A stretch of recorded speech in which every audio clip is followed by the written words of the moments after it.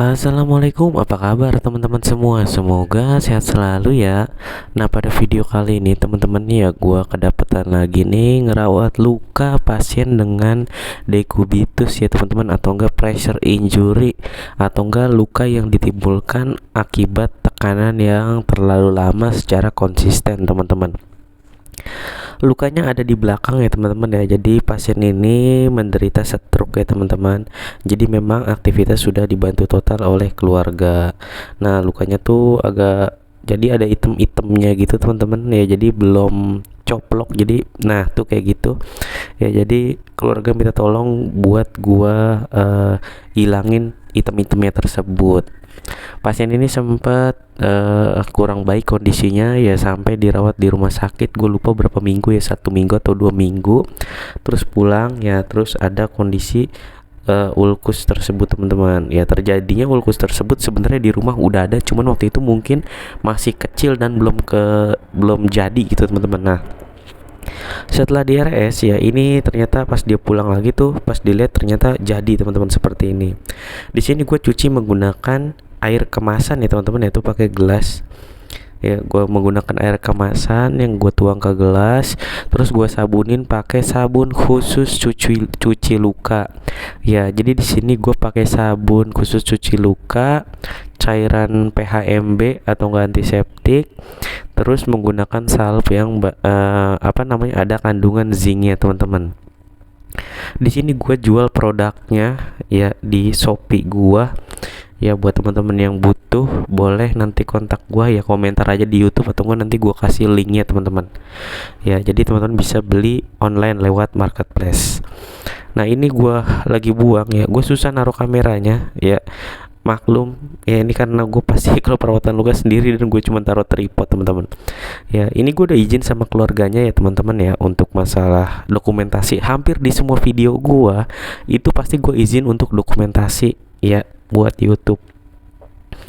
Nah, ini tuh gua lagi kikis ya. Alhamdulillah sih memang sudah lembek. Ya, jadi ini bisa, cuman gua hati-hati banget teman-teman, karena ada beberapa yang kelihatannya merah tapi udah nggak ada aliran darahnya teman-teman. Ya, jadi gue takut pas gue potong, takutnya ini berdarah nggak gitu. Jadi di sini gue diberi demennya bener-bener hati-hati gitu teman-teman. Dalam perawatan dekubitus ini sebenarnya ya, yang paling penting adalah support keluarga.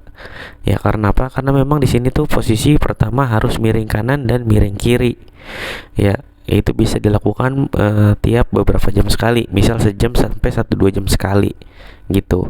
Ya, kalau teman-teman hanya menggunakan modern dressing yang sangat baik, misalnya kan salep yang paling mahal gitu kan, tapi nggak ada support dari orang sekitar atau keluarga yang membantu aktivitasnya, itu akan percuma dan sama aja teman-teman. Bahkan lukanya tidak akan membaik ya, justru malah akan tambah masalah dan tambah lebar.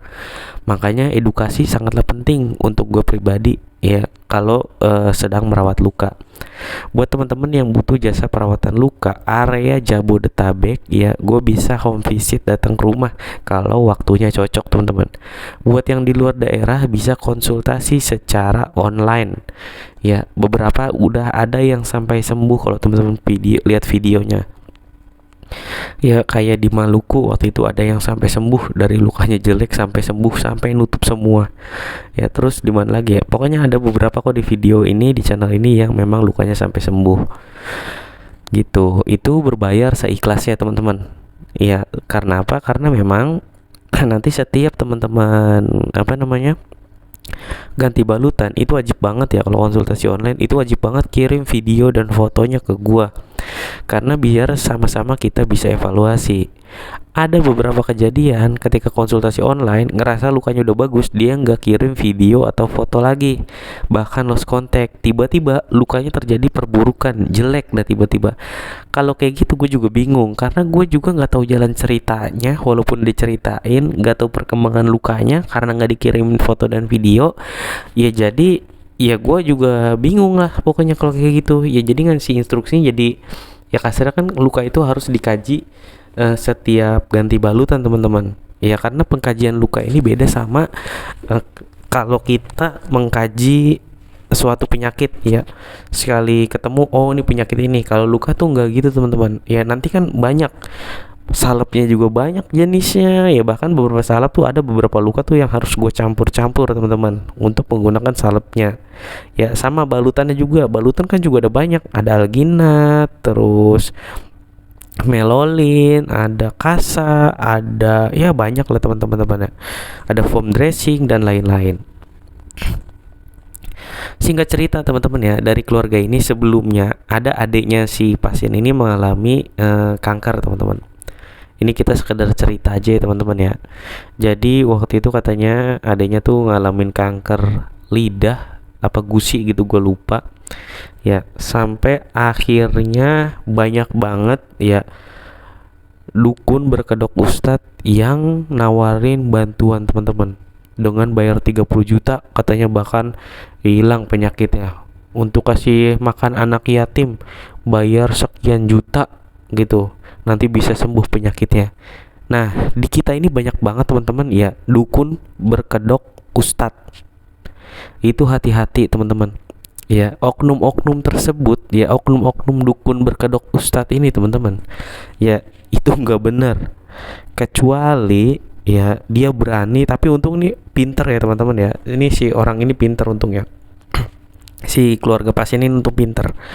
Waktu itu dia hampir transfer 30 juta karena memang apa ya, ada permainan pikiran gitu teman-teman ya. Jadi ada narasi yang dibangun oleh si dukun supaya kita tuh percaya gitu ya. Sebenarnya ini ilmunya ada di apa namanya, hipnoterapi ya, semacam kayak hipnotis gitu teman-teman. Tapi sebenarnya ini adalah permainan kata-kata teman-teman ya. Nah itu hampir aja dia ketipu 30 juta. Tapi untungnya dia nggak jadi karena dia berani taruhan, sembuhin dulu nanti rumah pun dikasih kalau waktu itu adiknya ini bisa sembuh. Tapi nyatanya ya memang nggak berani ya. Pokoknya banyak dukun lah gitu, dukun berkedok ustadz. Hati-hati teman-teman ya, kalau kita mau sembuh lakukanlah di jalan yang benar ya. Hati-hati dengan pengobatan alternatif yang dibuat oleh oknum-oknum tertentu. Biasanya teman-teman ya, kita itu kelemahannya tidak tahu kapan harus ke alternatif, kapan harus berobat ke medis.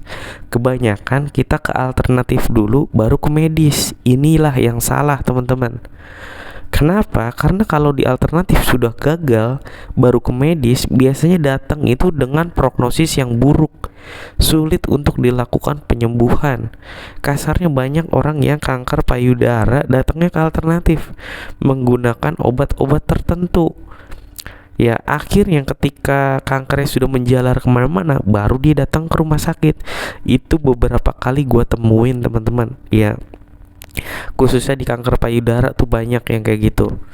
Nah inilah teman-teman pentingnya kita untuk selalu belajar teman-teman. Baca-baca aja, sekarang ini udah zamannya teknologi ya. Gue saranin jangan terlalu apa ya, kalau teman-teman mau alternatif yang baik ya tontonlah dari apa namanya, misal nih yang gue yakin yang bagus gitu ya, gue pribadi ikutin adalah saran dari dokter Zaidul Akbar. Nah itu adalah praktisi apa namanya, herbalis, dan dia pun adalah seorang dokter ya. Dan ramuan yang dia buat, yang dia anjurkan itu pun berdasarkan penelitian ya teman-teman, yang ada jurnal-jurnalnya ya. Secara medis itu terbukti teman-teman, seperti itu ya. Tapi jangan juga teman-teman ikutin alternatif, katanya pakai spiritus kalau ada luka dibakar, wah segala macam. Itu akan memperburuk keadaan lukanya teman-teman. Ya intinya gue nggak panjang lebar ya teman-teman ya, dekubitus ini intinya perlu diistirahatkan area yang luka teman-teman ya. Kalau lukanya dipanggul bokong seperti ini ya berarti usahakan lukanya jangan tertekan ya. Ini sudah menggunakan kasur angin. Kasur angin itu tidak 100% untuk apa ya, mencegah terjadinya dekubitus ya. Itu hanya untuk mengurangi tekanan ya teman-teman ya. Jadi walaupun udah dipakai kasur anti dekubitus, itu teman-teman wajib miring kiri miring kanan seperti itu ya. Nah terus buat apa kasur dekubitus itu bang kalau emang kita beli? Iya nggak apa-apa ya, bagus ya kan, itu kan ada jedanya, itu mengurangi tekanan lah intinya. Gue juga bingung cara jelasinnya. Ya, pasien ini itu di daerah Pondok Aren ya teman-teman, daerah-daerah Bintaro. Ya, jadi beliau dapat nomor gue dari YouTube teman-teman, dari channel ini. Ya, mungkin itu aja teman-teman. Buat yang butuh jasa perawatan luka area Jabodetabek bisa hubungin gua ya. Nanti nomornya gua taruh di kolom komentar, atau enggak teman-teman bisa silakan komentar ya. Atau enggak di video-video sebelumnya yang dulu-dulu tuh udah banyak nomor gua, takutnya gue lupa naro ya teman-teman di situ. Buat yang jauh bisa konsul online. Sekian videonya dari gua, sampai ketemu lagi di video selanjutnya. Wassalamualaikum warahmatullahi wabarakatuh.